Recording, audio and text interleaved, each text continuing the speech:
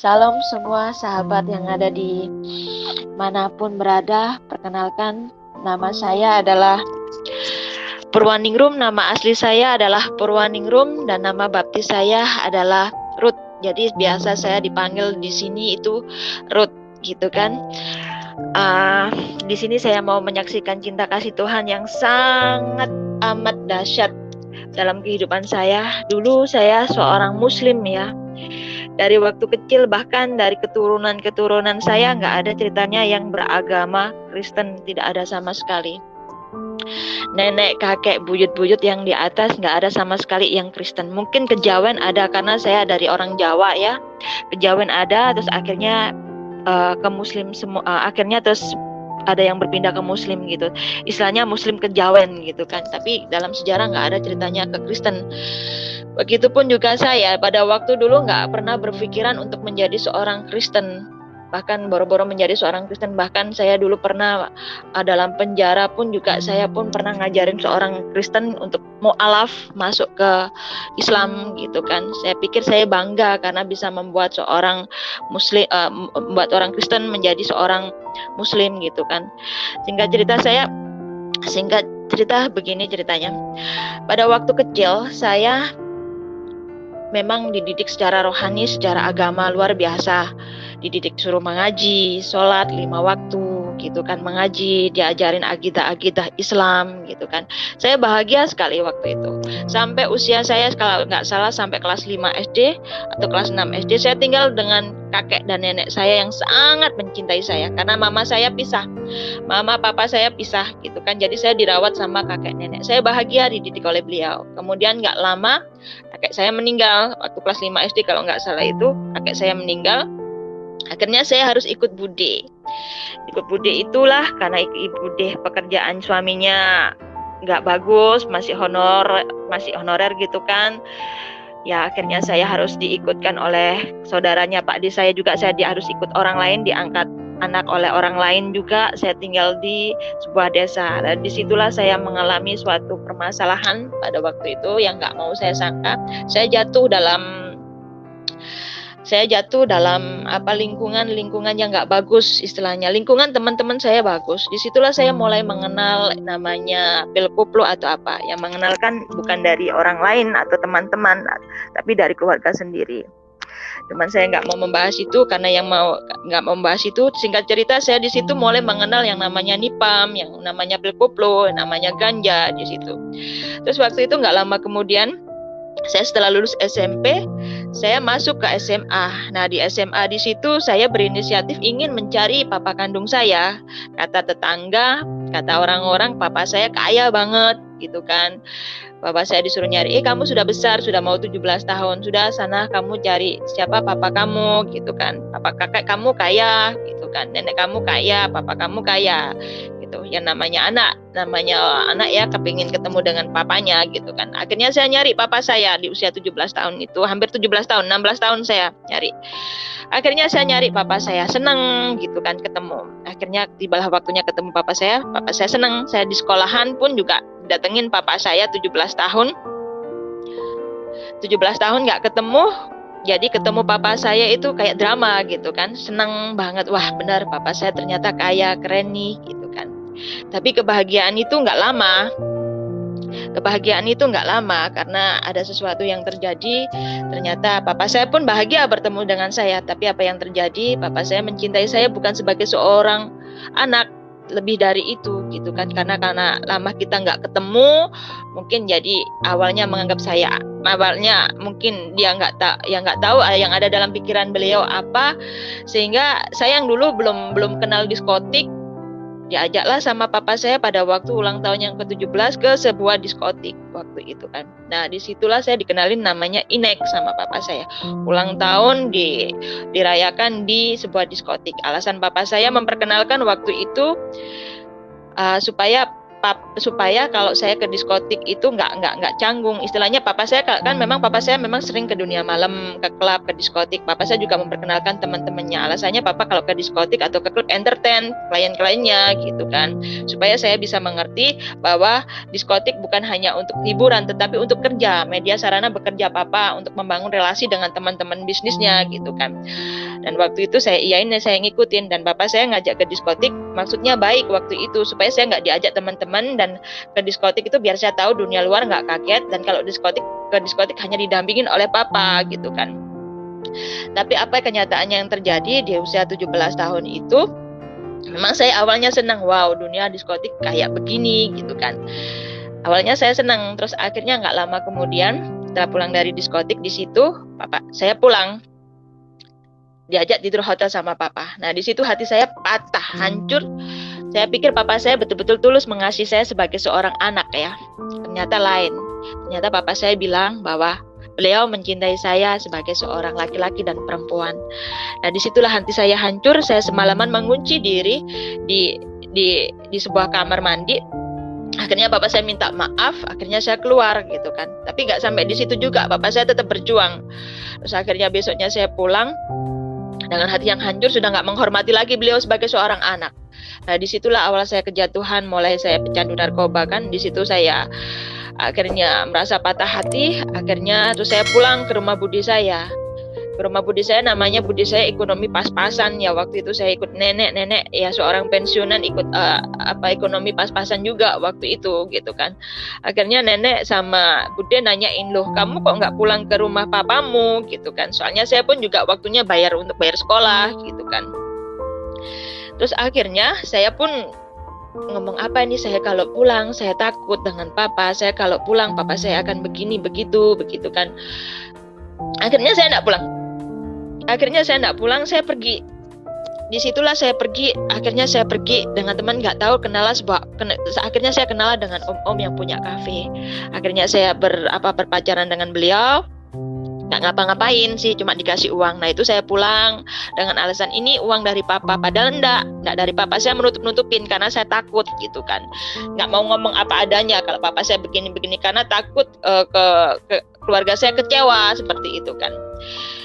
Tapi lama kelamaan terus akhirnya saya pun sering keluar malam. Akhirnya saya ngaku pulang ke rumah papa. Saya nggak pulang ke rumah papa karena takut ya, karena kalau setiap kali ke rumah papa saya pulang, papa mesti pikirannya pasti ingin ganggu saya seperti itu gitu kan. Dan akhirnya saya nggak pulang itu, terus akhirnya saya memutuskan kabur dari rumah gitu kan. Kabur dari rumah. Nah di situ pun saya kenal seorang bandar narkoba juga gitu kan, bandar narkoba, preman juga, bandar narkoba juga. Saya kabur, terus akhirnya di situ saya kabur, saya hamil kan. Saya kaburnya karena saya hamil, saya kabur sama bandar itu, sama preman itu. Akhirnya di hamil tua saya dijual gitu kan ke mucikari. Disitulah saya jatuh dalam dosa perzinaan, prostitusi gitu kan. Saya dijual oleh mucikari. Terus akhirnya ya uangnya dia yang terima, laki-laki preman itu yang terima gitu kan. Terus akhirnya jatuhlah saya di situ, bisa menikmati uang-uang seperti itu. Tapi namanya orang, saya kepingin sekali lepas dari kehidupan malam. Rasanya hati ini menangis pada waktu itu. Ya Tuhan, saya kok bekerja yang menikmati uang laki-laki, tapi kalau saya pulang, saya juga nggak nyaman begitu loh. Kalau saya pulang saya nggak nyaman gitu kan. Tapi kalau saya bekerja begini rasanya nggak bisa, karena pun saya sudah terlanjur malu waktu itu kan.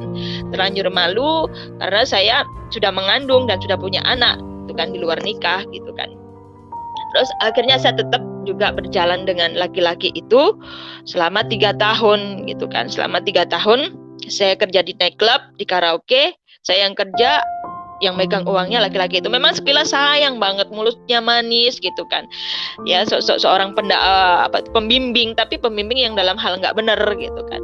Nah suatu saat pada waktu saya kerja di Bali, dia ngabisin uang saya gitu. Pulang-pulang loh kok harta habis, ternyata dia piara perempuan juga gitu. Saya yang kerja, dia habiskan untuk wanita itu juga. Nah di situ saya tetap kecanduan narkoba. Di situ saya berusaha mencari kebahagiaan ya. Kebahagiaan betul-betul saya ingin cari, tapi yang saya dapatkan hanya di dalam narkoba itu, sabu-sabu. Saya ketika mengisap sabu-sabu, saya merasakan damai sejahtera, istilahnya sukacita, tenang pikiran gitulah. Itulah sebabnya saya waktu itu menjadi pecandu narkoba. Karena apa? Karena saya merasakan damai, karena pahitnya hidup kan ya. Karena merasakan damai ketika saya ngisap narkoba, dan itu berjalan sampai 7 tahun. Sempat rasa hati pun juga kepingin berhenti gitu kan. Sempat hati ini ingin berhenti. Saya pakai sholat, pakai apa, kekuatan saya hanya berhenti untuk nggak pakai narkoba hanya 3 bulan saja. Habis itu pakai lagi gitu kan. Terus akhirnya pada suatu saat saya pisah dengan laki-laki itu. Akhirnya pun saya pun juga mulai kenal dengan bandar-bandar besar, dengan istilahnya menjual narkoba juga, ikut-ikut jual narkoba juga gitu kan. Semakin jatuh saya kenal preman-preman kelas tinggi juga gitu kan. Di situ saya kenal ya kalangan yang lebih mafia-mafia yang lebih tinggi gitu kan. Nah di situ saya semakin jatuh gitu kan. Akhirnya saya harus masuk ke penjara karena kena pasal pengedar atau pasal persekongkolan gitu kan. Ada orang beli di saya terus akhirnya orang itu ketangkap gigit saya gitu kan. Akhirnya saya masuk penjara di situ. Nah di dalam penjara itu pun saya pun merasakan sukacita, merasakan damai sejahtera gitu kan. Istilahnya damainya, sukacitanya apa? Karena di dalam penjara pun saya masih bisa kerja jual perempuan, saya masih bisa kerja jual narkoba gitu kan. Uang itu terus ada gitu kan. Terus akhirnya pada saat itu saya ada seorang teman, dan teman itu manggil pendetanya datang untuk besuk saya gitu kan. Langsung saya diinjilin. Nah saya diinjilin, beliau berkata seperti ini. Dia berkata apa saya nggak ingat. Saya ada 3 kali atau nggak 4 kali pertemuan, 3 kali pertemuan kalau nggak. Waktu teman saya dibesuk saya diajak. Waktu teman saya dibesuk saya diajak. Waktu itu pendeta ngomong apa saya nggak nangkep gitu kan. Cuma waktu itu pendeta setelah ingat saya ngomong gini, sudahlah mbak kalau nggak percaya itu, mbak kalau mau percaya Tuhan Yesus juru selamat, pasti hukuman mbak diperingan. Dalam hati kecil saya begini, waduh saya di penjara sini seneng kok gitu kan, kenapa saya harus cepet-cepet keluar gitu kan, di sini pun asik-asik aja gitu kan. Terus akhirnya pendeta ngomong apa-apa nggak masuk, dia ngomong Injil nggak masuk. Tapi satu yang saya masuk, nggak tahu nancep di pikiran saya. Pendeta itu ngomong gini, sudahlah mbak, jika mbak nggak percaya Tuhan Yesus juru selamat, nggak percaya Tuhan Yesus adalah manusia, jika mbak dalam keadaan masalah berat, berbeban berat, jatuh dalam dosa paling dalam atau masalah apapun, mbak berdoa pakai 2 agama, Tuhan mana yang menyelamatkan mbak, ya Tuhan itu yang mbak harus ikuti kan. Tuhan yang mana yang menjawab doa mbak, ya itu yang harus mbak ikutin gitu kan. Itu yang nancap di pikiran. Pertama-tama saya nggak sadar kalau perkataan itu nancap di pikiran saya gitu kan. Habis dikunjungin saya dikasih uang gitu kan. Habis dikunjungin saya dikasih uang gitu kan. Akhirnya sampai sel saya belikan narkoba lagi gitu kan. Akhirnya gitu terus. Terus pada suatu saat saya akhirnya harus setelah vonis 1 tahun, setelah saya sidang vonis 1 tahun, saya harus dibuang di Malang mau nggak mau. Rasanya hati saya nggak kepingin dibuang di Malang gitu kan, karena saya pikir wah di penjara Medaeng Surabaya sini rasanya enak banget gitu kan. Terus akhirnya saya harus dilepas, saya harus dilayar di Malang. Nah tapi sebelum saya dilempar dibuang di Malang, saya sempat pada waktu itu perjumpaan ilahi, nggak tahu saya merasa ada teman saya pada waktu itu, ada teman saya yang Kristen ngajak saya pergi ke gerejanya penjara situ kan.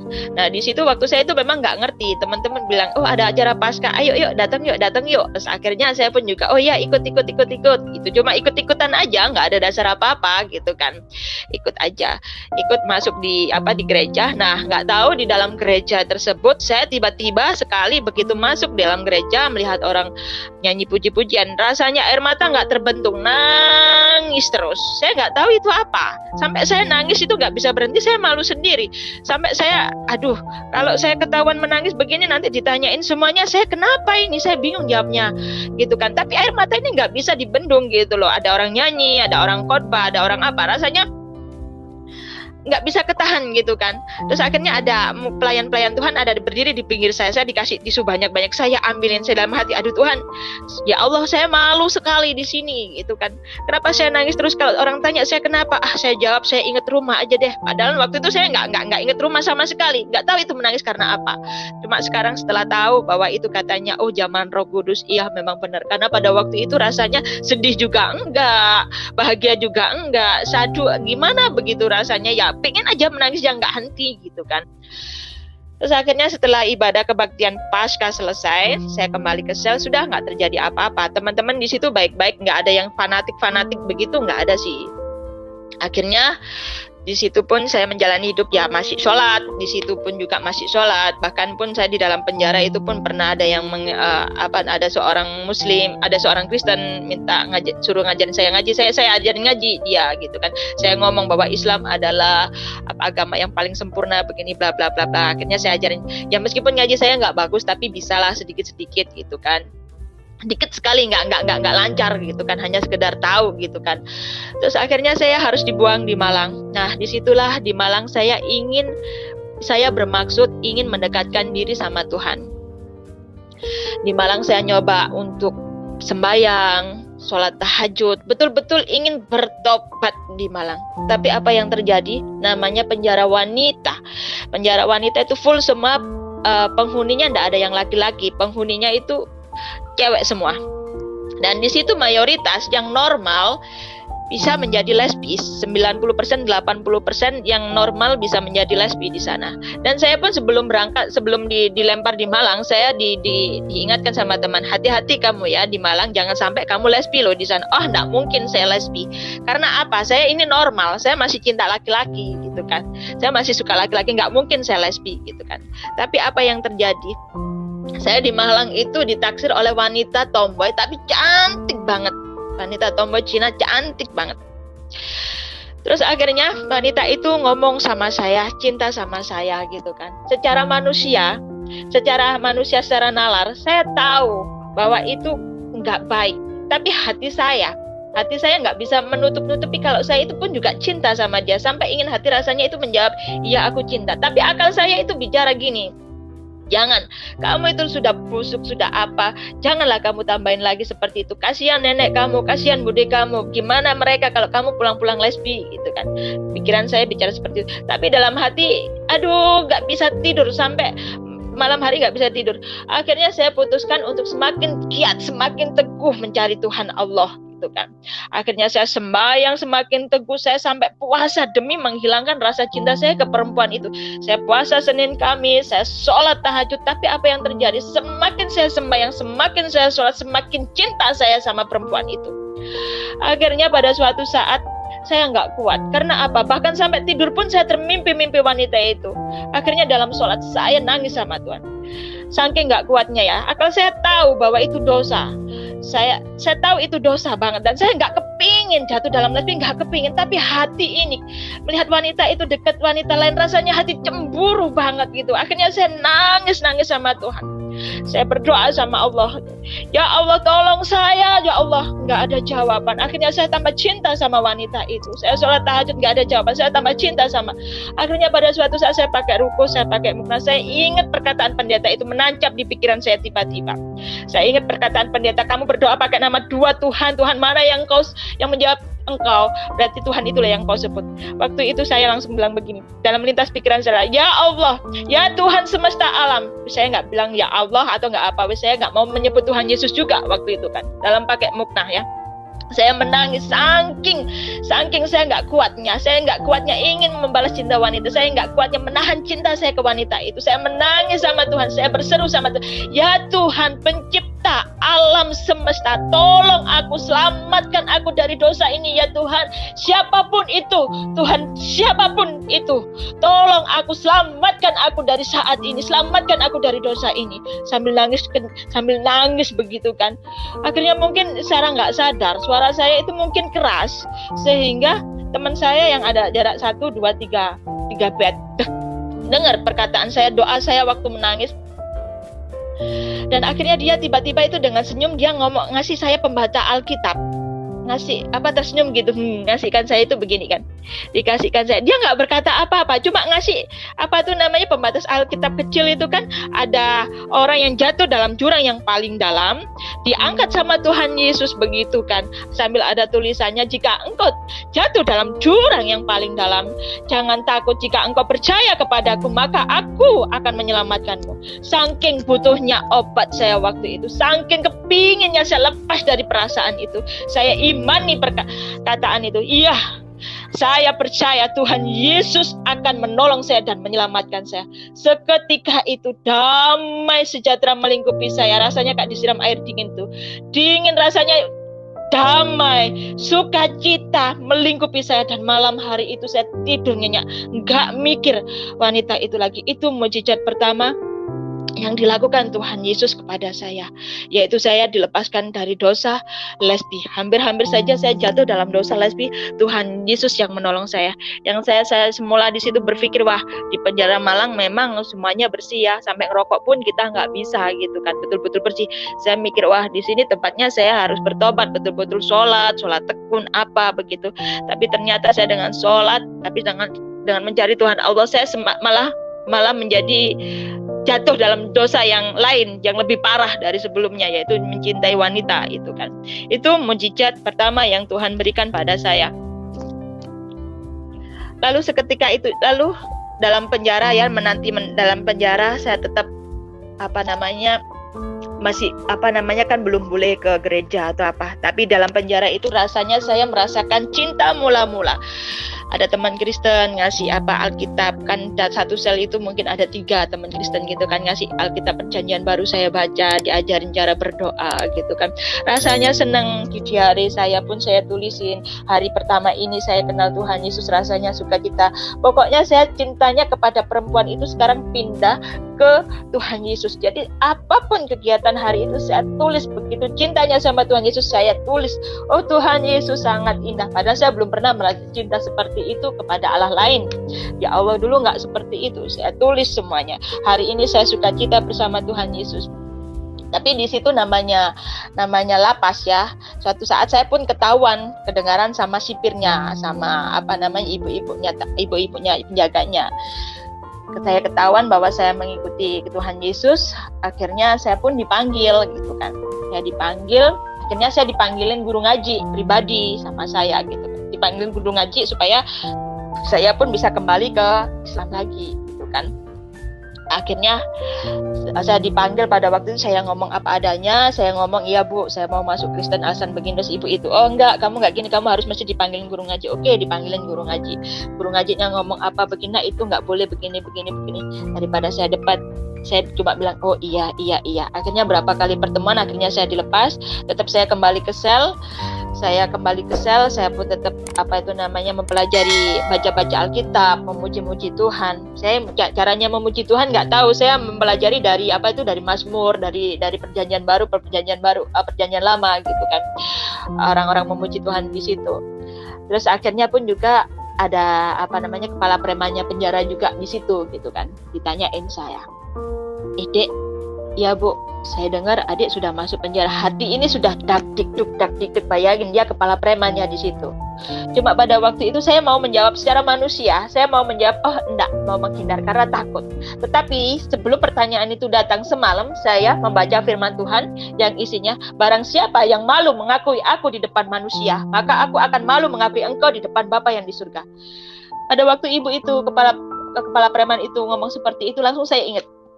Firman Tuhan itu hidup dalam pikiran saya dan hati saya. Waduh, daripada saya nggak diakui Tuhan Yesus di depan Bapa yang di surga, mending saya nggak diakui manusia, nggak apa-apa. Akhirnya saya jawab, oh iya Bu, saya sudah masuk Kristen sekarang. Akhirnya ibu itu begini, oh iya kalau begitu, nggak apa-apa, lanjutkan. Kalau begitu mana alat sholatnya, saya ambil ya. Akhirnya alat sholatnya saya kembalikan ke beliau, karena pada dasarnya, karena sebelumnya memang saya pinjam dari beliau gitu kan. Saya kembalikan, akhirnya saya tetap memuji Tuhan, tapi saya nggak boleh ke gereja, karena ada ancaman kalau saya pindah ke Kristen, katanya nggak dapat remisi atau apa. Saya bilang, Tuhan Yesus yang akan memberikan remisi bagi saya gitu kan. Nggak apa-apa, nggak dapat remisi, nggak tahu kok bisa cinta begitu saya sama Tuhan Yesus. Padahal saya dulu waktu Muslim nggak seberani begitu amat sih. Tapi setelah ikut Tuhan kok cinta saya itu kok menggebu-gebu banget gitu kan, cinta mula-mula ya. Terus pada waktu itu akhirnya saya menjalani kehidupan bersama Tuhan Yesus. Ada teman-teman yang pulang dari gereja, dibawain firman Tuhan. Di situ pun akhirnya tibalah waktu saya untuk bebas. Waktu bebas saya senang gitu kan. Terus akhirnya saya pulang ke bersama di rumahnya Budi saya itu yang ada di Bojonegoro. Saya pulang di situ, mereka belum tahu kalau saya itu sudah masuk ke Kristen gitu kan. Terus akhirnya pada suatu saat memang saya harus disuruh terbuka sama Tuhan ya. Akhirnya buku diari saya itu ketahuan sama eyang saya. Dan akhirnya eyang saya pun marah-marah. Pas pada waktu itu Budi saya kan bersih-bersih kamar.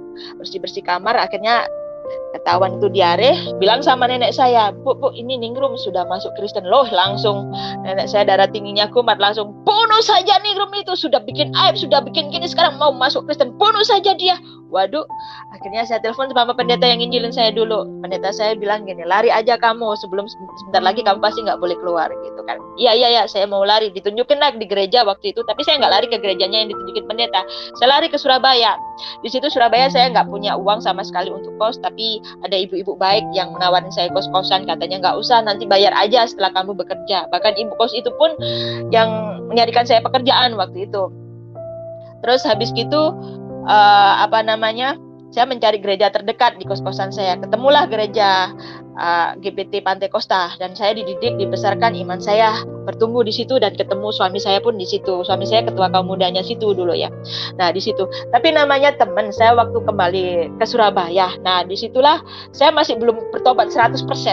Belum bertobat 100%. Teman-teman dulu bahkan yang teman-teman dulu yang biasa saya nggak tahu narkoba, yang saya ajarin narkoba, marah sama saya. Enggak, saya sudah bertobat. Ganti saya diculik dalam arti, dulu kamu yang kasih saya sabu-sabu gini, sekarang kamu ikut saya gitu kan. Enggak, kamu harus pakai. Akhirnya saya pakai juga. Tapi apa yang terjadi setelah saya pakai? Dulu biasanya saya pakai narkoba, pakai sabu-sabu, rasanya sukacita, damai sejahtera. Tapi nggak tahu setelah kenal Tuhan Yesus, saya pakai sabu-sabu, rasanya dalam hati itu pingin berdoa terus, pengen menyembah terus, rasanya minta ampun. Oh, ampuni saya Tuhan, ampuni saya Tuhan waktu itu kan. Terus akhirnya waktu saya kok pakai sabu-sabu kok begini ya rasanya. Terus akhirnya saya putuskan berhenti, tidak pakai. Dan akhirnya saya pun juga tetap pergi ke gereja juga. Besoknya saya pergi ke gereja juga. Dan setelah saya pergi ke gereja waktu itu ibadah tutup buka tahun ya. Waktu itu ibadah tutup buka tahun, saya habis ke gereja, saya dan teman-teman pergi ke diskotik gitu kan. Pergi diskotik. Maksud hati pergi diskotik memang mencari sukacita gitu kan. Gak tahu pada waktu itu, padahal saya kenal Tuhan, tapi kok masih aja ndablek gitu kan ya. Terus habis gitu saya pergi ke diskotik pada waktu itu bermaksud ingin sukacita, happy sama teman saya, beli inek, saya bayar tiket mahal karena tahun baru kan di situ. Nah, di waktu saya on berat, saya mikirnya saya pengen bahagia, pengen happy pada waktu itu. Apa yang terjadi? Saya dikasih penglihatan ilahi. Setelah saya on berat, saya kencing, saya geleng-geleng kepala gini, saya buka mata. Ya Tuhan, saya kaget sekali. Ternyata saya melihat semuanya yang ada di diskotik itu menyembah setan. Sambil ada DJ yang ngomong asik, lalu kayak semua jemaah setan, kayak semua manusia itu terhipnotis oleh setan, bilang enak gitu. Saya kentara sekali, waduh Tuhan, mereka terhipnotis oleh setan. Oh tidak Tuhan, ampuni saya Tuhan. Nah, di situ saya satu malam seperti rasanya kayak tidak enak sekali. Oh Tuhan, ampuni saya Tuhan, saya mau pulang Tuhan, saya mau pulang Tuhan. Akhirnya teman saya kaget, gila, kamu gini-gini mau pulang ya, kamu gini, kok mau pulang sih kamu, ini bayar tiketnya mahal, terus ini begini, kamu kok mau pulang? Tidak, saya mau pulang hari ini juga, saya mau pulang. Bayang, teman saya nggak ngizinin, saya harus tinggal di situ dengan keadaan berdoa terus. Tuhan ampuni aku, sambil berdoa sambil menangis, ampuni saya Tuhan, ampuni saya. Terus akhirnya pulang. Itu mujizat kedua, Tuhan lepaskan saya dari narkoba yang semulanya 7 tahun saya pecandu narkoba. Saya sudah dulu, bude saya kepingin saya lepas dari narkoba. Ya bude saya itu memang ahli, suka pergi ke dukun gitu kan ya. Biasa kan orang-orang Jawa gitu, orang pinter gitu kan. Rokok saya dikasih minyak atau apa supaya saya nggak pecandu narkoba lagi. Kamar saya dikasih apa. Tapi apa yang terjadi, saya tak mendablek. Nenek saya yang sholatnya nggak terima 5 kali sehari, sholatnya tekun sekali, bahkan ada 7 kali 10 kali kan ada sholat sunnah apa gitu kan, dilakuin demi saya supaya bertobat. Dia lakuin wiritan, dia lakuin apapun supaya saya bertobat. Ternyata apa yang terjadi, saya makin larut gitu kan. Mama saya ketemu saya, ayo kamu masuk dalam kamar, wiritan 1000 kali, wiritan ini wiritan itu. Apa yang terjadi, saya bosan terus, dan saya tetap nggak bisa ngilangin itu narkoba. Saya merasa waktu itu damai sejahtera hanya dari narkoba itu. Tapi setelah saya terima Tuhan Yesus, saya tahu damai sejahtera yang asli dan sejati dari Tuhan Yesus. Saya merasakan saya pakai sabu bukan lagi damai sejahtera, rasanya enggak enak. Saya pakai ini pun rasanya enggak enak banget juga. Itu adalah mujizat yang kedua. Mujizat yang ketiga pun saya tuh masih nakal memang ya, masih nakal, masih ngerokok, saya masih masih nggak bagus gitu kan, apalagi ninggalin pekerjaan yang satu ini yaitu mencari uang yang nggak halal gitu kan. Saya memang bekerja sebagai sales marketing, tapi caranya pun juga nggak bagus gitu kan.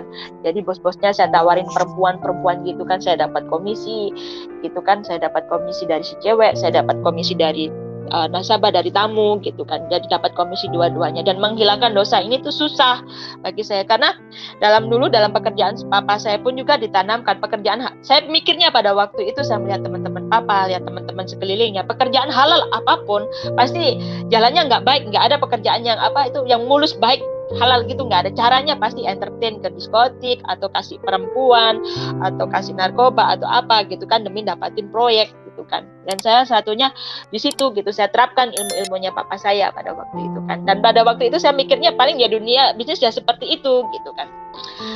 Nah pada waktu itu saya memang kalau untuk melepaskan pekerjaan yang seperti itu gitu, rasanya itu berat banget karena uang saya banyak dari situ gitu kan ya. Akhirnya nggak tahu kenapa pada waktu itu saya kok merasa kayak dikejar-kejar dosa. Saya dikejar-kejar polisi, padahal ya nggak tahu polisi nyari saya apa nggak tahu. Kayaknya saya dikejar-kejar seseorang. Sampai saya pada waktu sendiri gitu kan, pada waktu saya sendiri saya sampai ngumpet di kolong kamar, saya ngumpet di bawah spray gitu. Tuhan tolong ampuni saya, Tuhan tolong ampuni saya. Saya lari ketakutan. Di saat yang saya terakhir kali ketakutan itu, saya nggak tahu kayak ada seorang polisi telepon, dia nggak tahu maksudnya apa gitu, dan ada seorang telepon. Saya tiba-tiba ketakutan sendiri gitu kan. Ketakutan sendiri, akhirnya saya lari di bawah kolong, lari pokoknya sembunyi, berusaha menyembunyikan diri gitu, tapi nggak ketemu. Akhirnya saya sambil, Tuhan tolong saya lepaskan saya dari ini, Tuhan tolong saya lepaskan dari ini Tuhan, ya Tuhan ampun Tuhan, saya mau berhenti, saya mau bertobat Tuhan, tolong saya lepaskan saya mau berhenti, saya mau bertobat Tuhan gitu kan. Seketika itu saya ngomong, Tuhan saya berhenti, saya mau bertobat.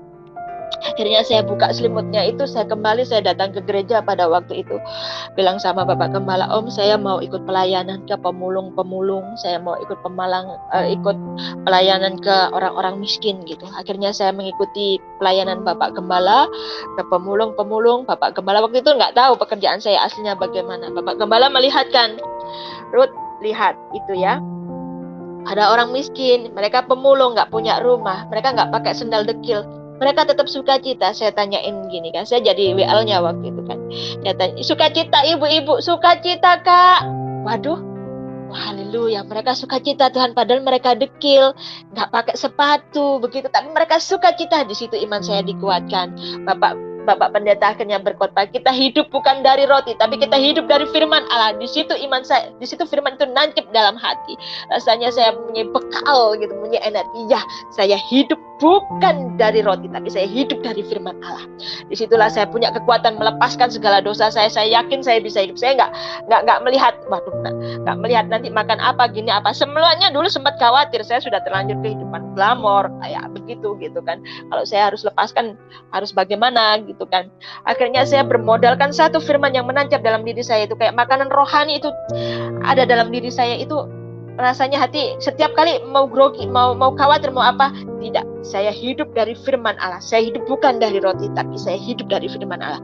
Kebukti sampai saat ini Tuhan pelihara saya, dan 12 tahun saya sudah bertobat mengikut Tuhan. 2008 saya dibaptis sampai sekarang. Bukti, dulu saya sempat ngetes. Saya sempat ngetes Tuhan, begitu Tuhan Yesus waktu awal-awal nggak pakai narkoba. Tuhan, saya dulu di Muslim itu paling paling berhenti itu 3 bulan. Jajal saya ikut Tuhan Yesus berapa lama sih saya berhenti ini gitu kan. Tapi lambat-lambat sudah 1 tahun, lambat-lambat lagi sudah 3 tahun gitu kan. Dengan ditandai dengan mujizat demi mujizat, tapi mujizat bukan dalam segi materi, bukan segi dengan segi keubahan rohani. Sehingga ada yang lupa, dulu nenek saya yang marah-marah ke saya, terus tiba-tiba saya pada waktu itu nggak lama kemudian, setelah saya diubahkan, setelah saya nggak ngerokok, setelah saya nggak narkoba, saya kembali ke rumah gitu, sakit karena saya sakit ambeien, saya pulang gitu kan. Saya pulang, saya nggak ke gereja. Teman-teman pastori itu nyari saya, yang angkat nenek saya gitu kan, yang nenek, Bu gimana Ruth gitu kan, kok nggak ke gereja gitu kan. Terus akhirnya nenek saya menutup menutup teleponnya dan bicara dengan senyum. Sekarang kamu sudah itu toh Kristen toh? Saya dalam hati, iya Nek, gitu kan. Iya itu kamu dicariin itu loh. Kok kamu nggak masuk gitu kok dicariin ya? Coba saya dulu gak masuk gak ikut tahlilan jamiah Yasin aja gak ada yang nyariin, kamu kok dicariin ya? Baik ya, berarti ya perhatian ya, gitu kan. Wah baik banget ya perhatian. Saya cuma diem gitu aja kan. Terus akhirnya gak lama kemudian setelah saya diubahkan, saya sudah bangun pagi, gak ngerokok, sudah bisa memberi pemberian, ngasih uang gitu kan ke orang tua yang dulunya semulanya hanya menghabiskan gitu kan. Terus akhirnya saya kembali lagi ke Surabaya. Pulang-pulang saya membawa calon suami gitu kan. Membawa calon suami yang dulunya adalah ketua Kamuda gereja itu. Saya dijodohin sama adiknya pendeta itu. Adiknya pendeta ngomong saya, Rut itu apa? Diantar pulang mau saya mikir, aduh, enggak deh. Pada waktu memang saya enggak kepikiran untuk menikah. Enggak kepikiran sama sekali untuk menikah dulu. Dulu saya pikirannya cuman gini, pada waktu saya masih berjalan dengan pasangan saya yang menjual saya itu kan ada pernikahan, ada apa, dalam hati suka nangis gitu kan. Nangisnya begini. Lihat sinetron, lihat TV, ada orang menikah gitu. Apa iya kebahagiaan itu ada? Apa iya? Sedangkan saya melihat papa saya seperti itu sehingga mama saya pun menderita, sehingga papa saya nikah 3 kali sehingga mama tiri saya itu baik. Tapi harus menderita juga gitu kan. Saya pikir laki-laki semua brengsek gitu kan. Saya lihat-lihat di film pernikahan saling mencintai, apa iya itu ada, itu sebuah dongeng aja gitu kan.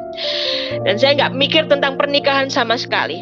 Tapi tiba-tiba saya masuk dalam Tuhan, saya pun dilamar sama suami saya itu, saya pun nggak percaya kalau dia mencintai saya sepenuh hati. Saya bilang, kakak kok mau sih sama saya mantan napi loh. Semua teman-teman gereja pun tahu saya orang nggak baik karena saya bersaksi di situ. Cuma calon suami saya waktu itu ngomong, ya itu kan dulu, sekarang kamu kan sudah berubah gitu kan. Sebetulnya saya nggak mau karena alasan nggak mungkin dengan alasan waktu itu memang saya nggak ingin karena saya sudah punya anak gitu kan. Kamu bisa menerima aku tapi keluargamu belum tentu bisa menerima aku gitu kan. Tapi akhirnya suami saya membuktikan kesungguhannya, coba aja lah kalau kamu nggak percaya aku. Terus akhirnya saya dilamar. Akhirnya saya bawa pulang suami saya ke rumah, ketemu nenek, ketemu bude, semuanya senang, semuanya sukacita gitu kan. Tapi terus akhirnya ganti, nenek saya diintimidasi, istilahnya dimarahin oleh saudara-saudaranya gitu kan, sama adik-adiknya nenek saya. Yuk, manggilnya kan Yayu, itu namanya Yayu itu kakak gitu kan ya. Yuk, kamu ngapain toh kok ngizinin cucumu itu masuk Kristen, kawin dengan orang Kristen lagi? Ganti nenek saya yang bersaksi. Ya gimana? Dia berubah karena Tuhan Yesus kok. Ya mau gimana lagi? Dia berubahnya Tuhan Yesus. Ya sudah apa-apa loh. Nenek jodohnya orang Kristen, ya mau gimana lagi? Ya aku nyerah gitu kan. Kenyataannya yang mengubah memang Tuhan Yesus. Nah disitulah nenek saya ganti memuliakan Tuhan, menyaksikan Tuhan bahwa yang mengubah diri saya adalah Tuhan Yesus, sehingga beliau mengizinkan saya masuk ke Kristen gitu kan. Akhirnya nggak disangka-sangka di pesta pernikahan saya, seluruh keluarga besar saya yang dulunya ya memang saya menjauhkan diri dari keluarga besar karena saya tahu siapa saya dulu. Saya seorang yang istilahnya memang membawa nama buruk, istilahnya saya itu seperti air comberan, sampah masyarakat lah. Memang keadaannya seperti itu gitu kan. Saya terkagum-kagum. Beliau semua yang sepuh-sepuh yang sudah tua datang ke pernikahan saya, yang mereka semulanya nggak pernah sama sekali nginjek gereja, mereka jadi nginjek gereja, datang menghadiri ke pernikahan saya meskipun ada yang pakai jilbab, nenek saya masih pakai jilbab, nggak masalah gitu kan.